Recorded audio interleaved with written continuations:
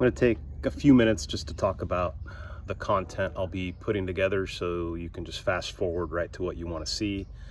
I am doing a lot of Humvee restoration right now, and I'm on a bunch of chat groups, forums, whatnot, and there's just a ton of people that are buying these things and don't know squat about working on cars. And no knocks to those folks. It's just that there's some really simple things that people are having trouble with, and I thought I'd put some content together to help those people out, also to help me figure out how to even make content. I have no idea what I'm doing, so apologies in advance. I am not huge in editing. Even if I knew what I was doing, I probably wouldn't want to do it. I want to take a shortcut and just get through this stuff. So I'm hopefully just here to help you out. If there's something you want to see, hit me up. Could get back to you direct. And let me just jump into what I think I'm going to do as far as content. And it's a clay mold, so I don't know how it's going to come out. I'm just going to keep tweaking it as I go, but I'll walk around and just kind of talk about what I'll put together. So first off, I think I'll put together a video on what to look for when buying rigs. A lot of things to look for. I've been buying all my rigs as non-runners because you get a much better deal. I paid anywhere from $2,500 to $4,000 for trucks that don't run. But I kind of come to know what to look for, and I think a lot of these rigs, they either run out of fuel, they might be not used, dead batteries, whatever. They sit in an armory and then eventually go to auction. And sometimes they rate parts off them, sometimes they don't, but in most cases, I think they're runners. If they're not runners, you're gonna typically see something obvious missing. I'll do another video on maybe getting them started. So there are some really common issues with fuel and electrical, especially if they've been sitting a long time. Check valves freeze up and wires have been cut. So, you know, there's some really simple things that have been all common on my rigs. It does take a little bit of novice knowledge of how to run a multimeter, how to read a wiring diagram, just basic engine knowledge. But I think there's enough stuff on YouTube that if you don't know what you're doing, you can go search and teach yourself how to do this stuff. So I'd say don't be intimidated by it, just dive in.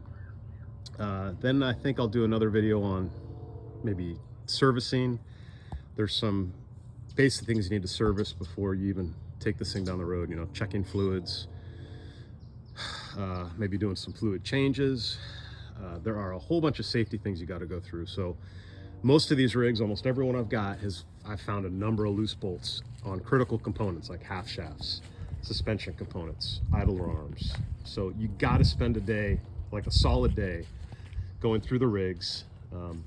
I won't advocate that you got to get a torque wrench out, but I mean, hit everything with a wrench, make sure it's at least snug before you drive, because you take one of these out without knowing what's been done to it, and you could lose a wheel, lose a half shaft, grenade the truck, run into somebody. I mean, a lot of bad things can happen. So can't advocate enough how important it is to take the time, go through the rigs, make sure they're safe before you drive them. Let's see, what else will I go through? I've been making parts. I could share how I've made these roof panels. So these M1114s don't come with roofs, or some of them don't. I'm also making some half doors out of 10 gauge steel, and I'm going to do them split so you can remove the top half and then have a half door. So full door and whatever. I think that's where I'm going to start with the content, and then I'll get into maybe some four-wheeling stuff. I've taken mine out on 4-dice for one of them, and you know, they're great, I think, for sand and hills. Not so great for rock crawling.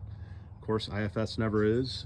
They will amaze you, but there's definitely some risks you're taking with the low clearance, long wheelbase.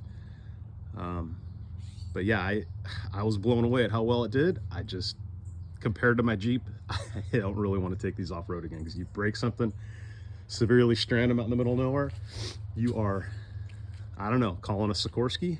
I don't know how you get these things out unless you fix it on the trail. So you better be a welder with lots of spare parts and maybe a spare rig.